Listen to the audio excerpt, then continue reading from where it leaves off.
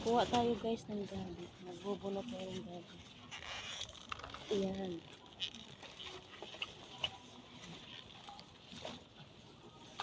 Magugula ako ng gabi guys.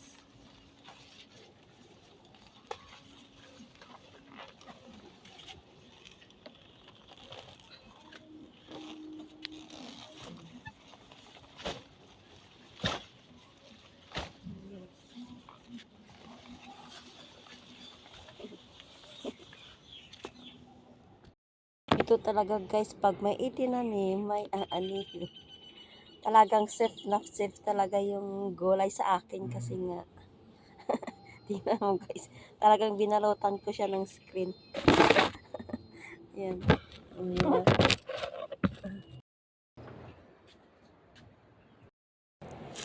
Ay guys, magbabalot na ako ng gabi. Babalat tayo ng gabi guys. Magluluto tayo gabi.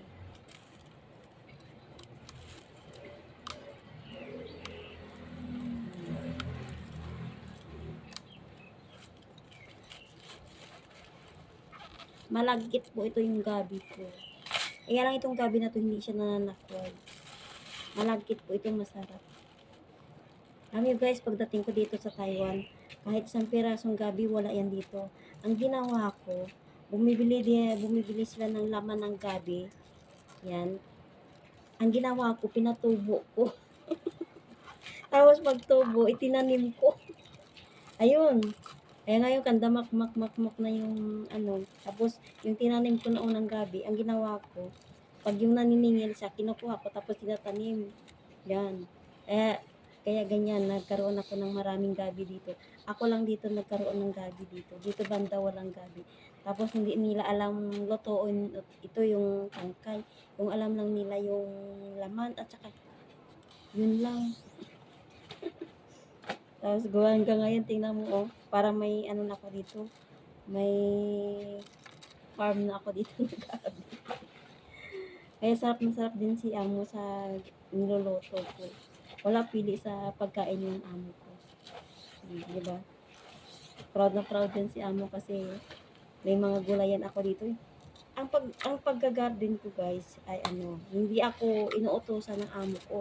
Yung kusang loob ko yan. Kasi kumbaga, libangan ko ba? Kasi naboboring ako kasi wala ako masyadong trabaho dito. Hindi kung mag-alaga na sa matanda. Naglalakad pa naman sa matanda. Yung matanda nito, upo lang ng upo. Kahit gumala ka niyan, pagbalik mo, matanda, nakaupo pa rin. Tatayo lang yan siya pag iihi. Ganyan guys. Ulan pa rin dito sa Taiwan. Bakas pa rin ulan. Hindi ko na masyado sinasama yung dahon. Unti lang, yung pinakamaano. Hindi siya ngayon malaki ang laman. Yung gabi ko kasi nga.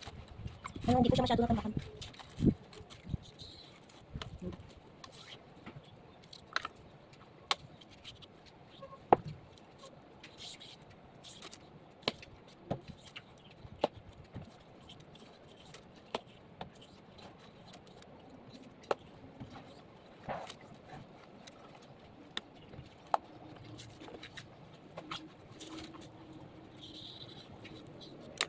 Tingnan mo ko, purple siya, purple.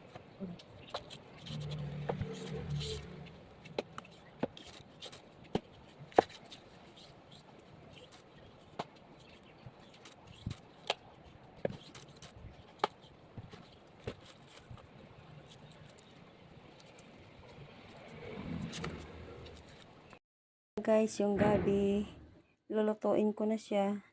Ito na guys yung gabi ko guys. O, tingnan nyo guys, malagkit po ito siya, kulay purple. At saka hindi po siya ano, makati pag niluto. Kahit hinahalo ko siya, ano, hindi siya makati. Ayan, may pinirito na bangos na leftover nilagay ko. Meron pa yun dyan sa gitna. Tapos yung ano, yung maliliit na hipon. Yan po ang ginsahog ko. Ayaw ko lagyan ng gata kasi si amo ayaw niya masyado ng gata. Kaya mas gusto yung ganitong luto. Sarap na sarap din sa niluluto ko. Kasi sa akin na yung nakakatikin na magluto ng gabi.